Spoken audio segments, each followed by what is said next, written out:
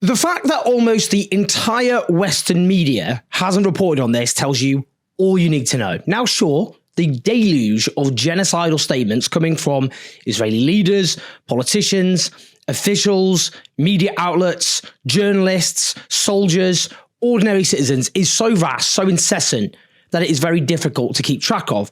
That doesn't mean it shouldn't be reported on properly. After all, it speaks to Israel's genocidal intent, which is crucial in establishing the fact that Israel is perpetrating genocide, which of course it is.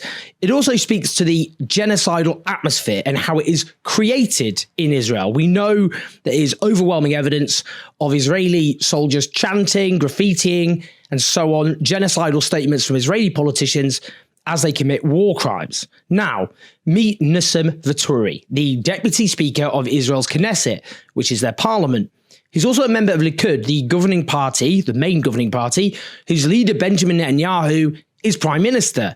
Vaturi is a very loyal defender of Netanyahu, whilst declaring, "Thanks to Netanyahu, we still exist. If he had listened to Defense Minister Yoav Gallant, we could have reached destruction." It is striking that he sees Gallant as too moderate, given the now former defense minister is, alongside Netanyahu, a wanted man by the International Criminal Court with an arrest warrant for war crimes and crimes against humanity. In an interview on a Haredi radio station in Israel, Kol Barorama, which was reported on by Israeli investigative outlet The Seventh Eye 2 days ago, he said the following: "Who is innocent in Gaza? Civilians went out and slaughtered people in cold blood. We need to separate the children and women and kill the adults in Gaza. We are being too considerate." He described the people in Gaza as scum and subhumans, claiming no one in the world wants the civilians in Gaza. Referring to Jenin in the West Bank, currently subject to a 5-week Israeli siege, he said, "We will soon turn Jenin into Gaza," adding, "Erase Jenin. Don't start looking for the terrorists. If there's a terrorist in a house, take it out." All of this is straightforward genocidal incitement. He specifically calls for the extermination of all Palestinian men in Gaza. It should be noted that the Srebrenica massacre in the Bosnian War in 1995, when Serb forces slaughtered specifically Bosniak men, was judged to be genocide. As the Seventh Eye notes, reminder, incitement to violence and calls for murder and crimes against humanity are prohibited by law. But they add, the prosecutor's office and the police will do nothing. Indeed, specifically, the public incitement of genocide is a criminal act. The Genocide Convention of 1948 criminalized the public incitement of genocide. Israel legislated to make that convention law in 1950, and believe it or not, the public incitement of genocide remains a capital offence in Israel. Obviously, that's not acted on, otherwise they'd have to execute virtually their entire political and media establishment. Now, last year, one of the provisional rulings of the International Court of Justice ordered Israel to take action against the public incitement of genocide. On this point alone, given the incessant stream of genocidal rhetoric in that state, the failure to take legal action against those inciting genocide leaves alone Israel in violation of the Genocide Convention. And yet, his latest genocidal statement has, at the time I recorded this, received no meaningful coverage in the Western media that I can find. Middle East Eye, who've done consistently brilliant coverage, have reported on it, but not mainstream newspapers or broadcasters. And indeed, this Likud politician is a repeat offender. Listen to what he said earlier this month. הרי זה לא ייגמר פה, אין פה שלום עם אף אחד. מי נעשה שלום? עם חמאס? אפשר לעשות אותם הסכמים? אפשר גם לעבוד עליהם קצת, כן? אנחנו יהודים, רוצים להיות ישרים, עושים הסכמים. מה זה, שוויץ? לא. זה אזור, רצועת עזה, שתולה במחבלים. כל ילד שנולד עכשיו בדקה הזאת, הוא מחבל מראש, איך שהוא נולד. He says that every child born there in Gaza is already a terrorist from the moment of his birth. There is a repeated pattern of children and babies being described as incipient terrorists on Israeli television, thus helping to justify their slaughter of at least 17,000 Palestinian children and 1,100 babies, according to the official statistics, which are, according to repeated expert analyses, underestimates. Here he is last May. יש מחאה שפוגעת בישראלים פנימה. עכשיו לא משנה ימין שמאל, כן? פה זה, מה זה פוגע? במה? במעשיות סיוע לאויב? לא, זה פוגע במנהל התקין. אני בעצמי חסמתי, הנה אשתף אותך, לא יודע אם זה יתפרסם, אבל אני באתי וחסמתי את הכביש עם הרכב שלי גם כן. לפני חודש וחודשיים. אז מה אתם רוצים מנהל לזימי? אז היא שמה קרש על מדורה בקפלן. אז אתה חוסם, אתה חבר כנסת, אתה חוסם את הדרך. אני חושב שזה יותר לגיטימי העניין של משאיות הסיוע, לעצור אותם, אני חושב שהיה ראוי לעצור אותם מראש, הרי... משהו שאם אני הייתי עושה, היו אולי עוצרים אותי ומעכבים אותי לחסום. אם תעצרי את המשאיות סיוע בזה, אני אמחא לך כפיים. So he's there admitting to blocking aid deliveries to Gaza in an effort to starve its population of the essentials of life, like food, fuel and medicine, which would, of course, inevitably lead to the mass deaths, and is leading to mass deaths of people in Gaza, in terms of being deprived of the basics of life. In November 2023, Nissim Vaturi declared, all of this preoccupation with whether or not there is internet in Gaza shows we've learned nothing. We are too humane. Burn Gaza, now no less. Even Twitter under Elon Musk suspended his account for that until he apologized and deleted the tweet. He deleted it but didn't apologize. Quite the opposite. 2 months later, he said in a radio interview, I stand by my words. It is better to burn, to destroy buildings than for soldiers to be hurt. When asked about innocent Palestinians in Gaza, he said, we saw their celebrations before the army came in, and we saw their crocodile tears after the army came in. I have no mercy for people like that. Now, throughout the genocide, the Western media has consistently failed to report on genocidal statements by the likes of this Israeli politician. The Israeli media has done a better job of reporting on such statements. This includes genocidal statements from the very top, from the very beginning. In a video published on the 10th of October 2023, addressed in part to the residents of Gaza, fronted by Major General Ghassan Alian, then in charge of Kogat, the civilian arm of the Israeli army, the general declared, Hamas became ISIS and the citizens of Gaza are celebrating instead of being horrified. Human beasts are dealt with accordingly. Israel has imposed a total blockade in Gaza. No electricity, no water, just damage. You wanted hell. You will get hell. There was no pretenses here. He's clearly referring to the civilian population of Gaza as human beasts. He's declaring they have collective guilt, and he's also declaring they will accordingly suffer collective punishment in the form of the illegal deprivation of the means of survival, as well as getting just damage and hell. That's a slam dunk example of genocidal intent, and it was barely reported on by Western media outlets at the time. This is deceit by omission, because Western media outlets did not explain to their readers and viewers what Israel's publicly stated intent was from the beginning, instead framing this as so-called self-defense and simply an attempt to rescue hostages and defeat terrorists. The link between genocidal statements and genocidal behavior is straightforward, which is why the Genocide Convention criminalized the public incitement of genocide in the first place, on the grounds that all genocides begin with words. Indeed, the Israeli President Isaac Herzog, at the start of the genocide, declared in a press conference, it is an entire nation out there that is responsible. It is not true, this rhetoric about civilians not being aware, not involved. It's absolutely not true. They could have risen up. They could have fought against that evil regime which took over Gaza in a coup d'etat.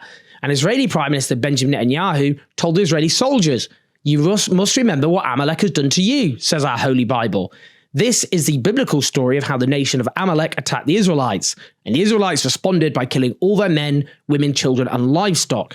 In South Africa's case alleging genocide against the Israeli state, the legal team showed a video of Israeli soldiers joyously chanting and regurgitating both Netanyahu's reference to Amalek and Herzog's reference to uninvolved civilians. These are the soldiers repeating the inciting words of their prime minister.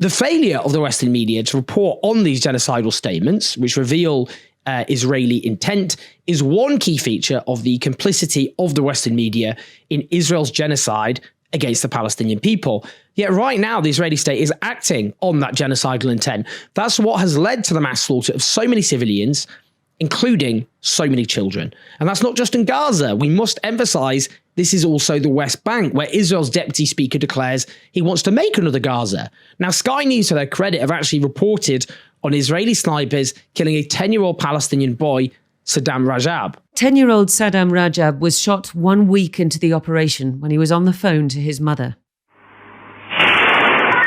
In CCTV footage, the child screams in pain and struggles to move. His father, who is on crutches, finally reaches him 2 long minutes later. We called an ambulance. It came and carried my boy. I tried to join him, and before I knew it, 20 to 30 Israeli soldiers turned up. Where they came from, I have no idea. They detained us for almost an hour. In 2 separate journeys, the ambulances carrying Saddam to hospitals were stopped and searched by the Israeli Defense Forces. Critical time that was lost. He never regained consciousness and died in hospital 2 weeks later. The IDF say they are investigating Saddam's case. Shot for no reason by Israeli snipers, left to die in pain. The ambulance deliberately obstructed by Israeli soldiers, ensuring that this little boy died. This sort of atrocity is made possible because of dehumanization and genocidal incitement. These children are simply not regarded as humans, not just by Israeli soldiers, not just by the Israeli state, but by the Western media, because the vast majority of that media refuse to report on the absolute horror of thousands and thousands of Palestinian children being butchered. There was far more outrage, far more horror, far more disgust over the fictional beheading of Israeli babies than the actual mass slaughter of so many Palestinian babies, toddlers, teenagers, you name it. Little children, burned alive, suffocated under rubble, shot dead, including, as several US-based medics testified to the New York Times with evidence, deliberately shot in the head and chest by Israeli snipers, fragile little bodies blown apart by explosions. Where is the anger? Where is the outrage? These are children just like the kids playing down your road, like the kids being bused to school in the morning, like the kids kicking a football in the park, here, no different, kids. But these children are not seen as human. Not by our Western media, not by our Western politicians, and certainly not by the Israeli state. It is one of the most disgusting displays of racism that is possible. There's no pretense that their lives mean anything.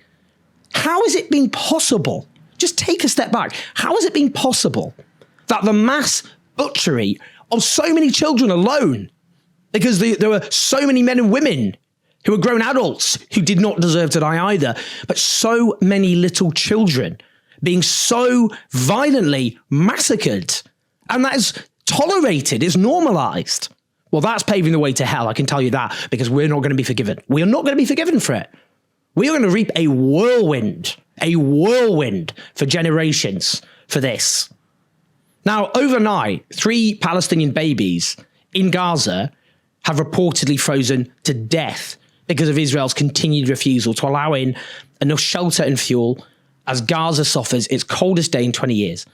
All of this is made possible by an atmosphere of genocidal mania in Israel, which goes unchecked because Western media outlets and politicians refuse to challenge that genocidal incitement. This is the consequence of the impunity which is granted to Israel by the Western media and by Western politicians. And that impunity has led to one of the worst crimes of our age.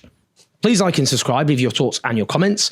Help us as we expand our operation and reach new audiences across different media platforms. Patreon.com/OwenJones84. That's you who enable us to challenge these narratives, challenge our dire Western media ecosystem.